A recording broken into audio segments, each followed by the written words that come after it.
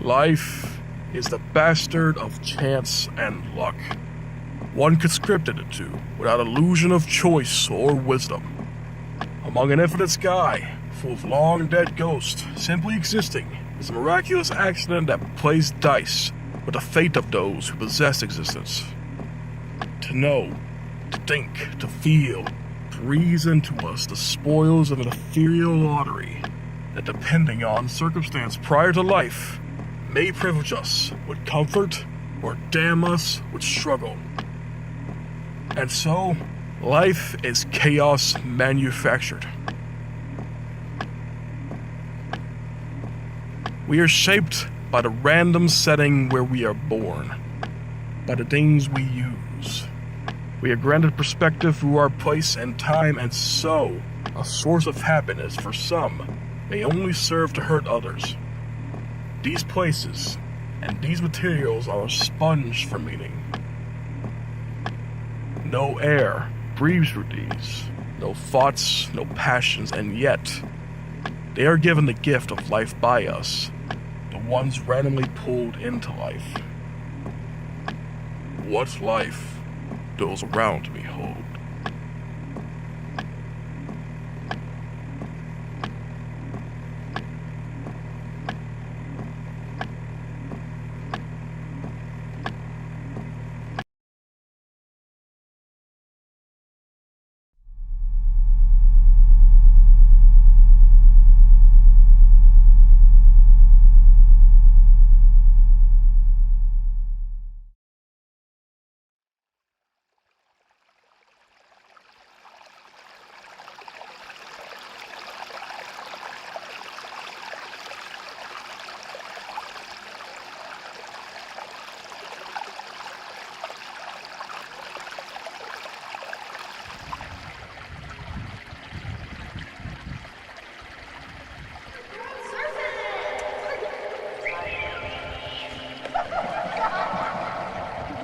Come on, Bear.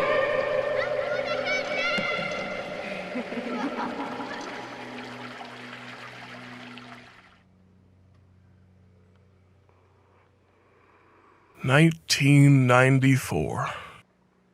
Born into a humble home within a less so humble town. Early memories fade into nothing, only marked by home movies with riled sisters and overly patient parents, transporting me to a different time with different people. 8 years of early images and thoughts scattered into my mind. Perhaps children are simply better at remembering happier times than those of heartache.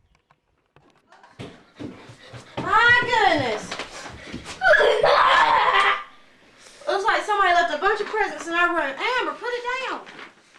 Y'all go in there. Nobody said these was even for y'all.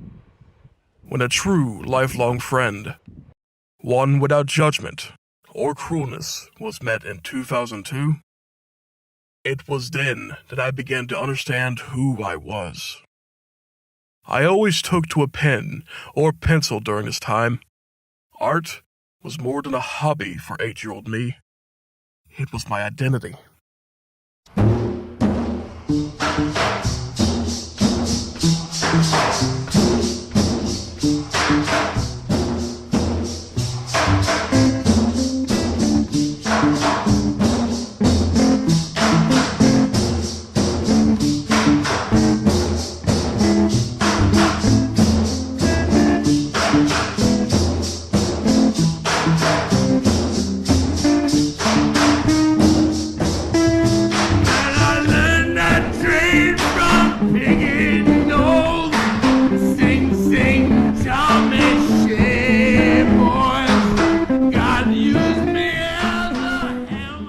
To this day, I tried to hang on to the threads of that identity that once was.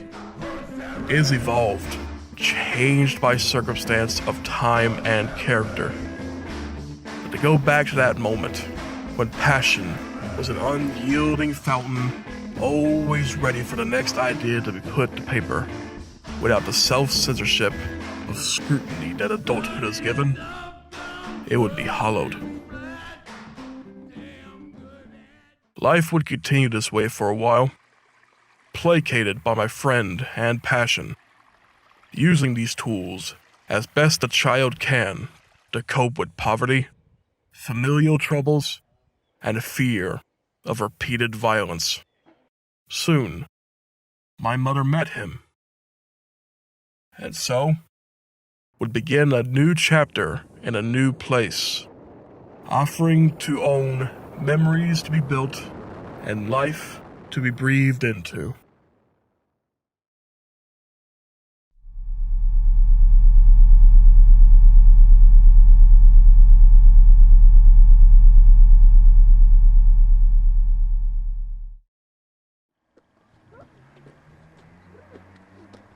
Finally cleaned off the land. Finally.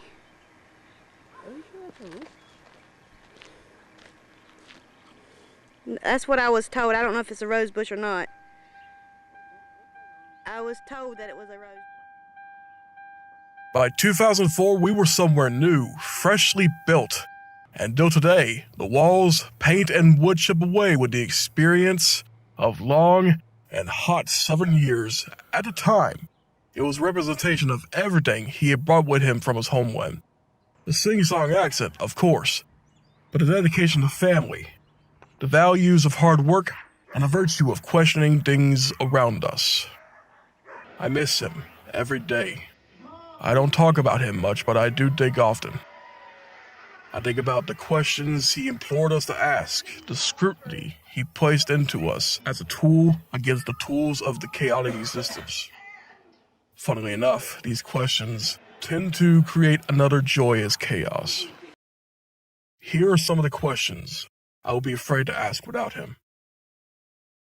Can we harbor forgiveness without the truth of change? Can broken families be mended like gold from shattered pots? What does it mean to hate yourself? What does it mean to love yourself?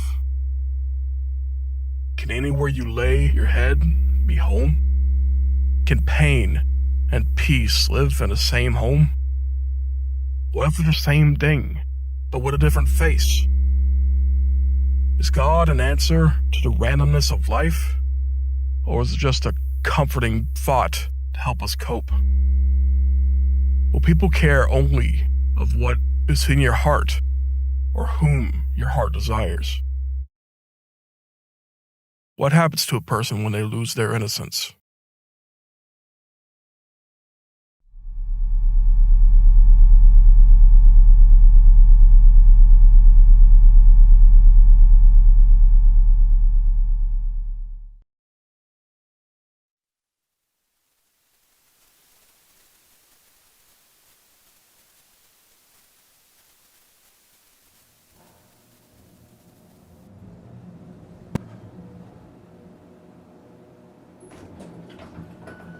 Floor 5, going down.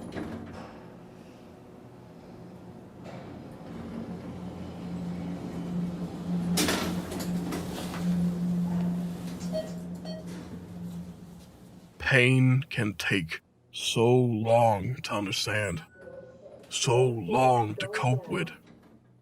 Even when you think you're doing the right thing to conquer it, the climb out can seem like an endless tunnel.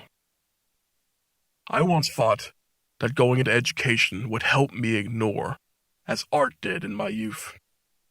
The cards stack much heavier when you age, though. Going back to school the moment I got out in 2013, I tried to fast-track myself down a path I thought was right. I even met someone I could consider another lifelong friend. Where was the problem? Sometimes the questions pile on too much. Sometimes we turn to our vices to try to douse that flame. When I first talked to her, I depended on it. I would turn to the drink to numb. I would drink, and I would go to my work off hours just to take up the restroom to vomit out my shame. The chaos of life ruled me. It wasn't just a drink. It was the pills, the long nights, and the waiting for things to change. When waiting failed me, I turned to faith for it only to fail me as well. I had to become me again, for me alone. I was back home for 2 years. A long and difficult road, mired in lingering thoughts and selfish ideations. But I didn't wait anymore. I acted. I became me again.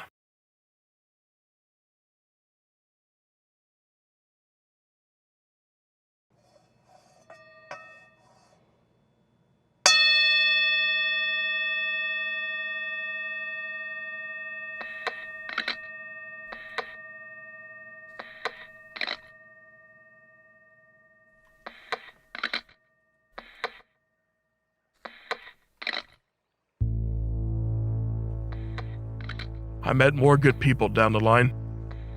People that I would do anything for, and who would breathe their own lives into my homes. And when I came back, I saw a place where I was comfortable in my hurt, too, left with it. Now a ghost of memories that won't be relived. Faintly, I'll go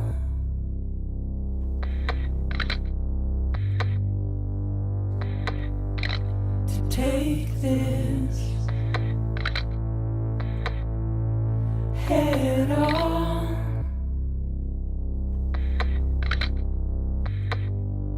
Soon I'll come around. Lost and never found. Waiting for my words, seem but never heard. Buried underground,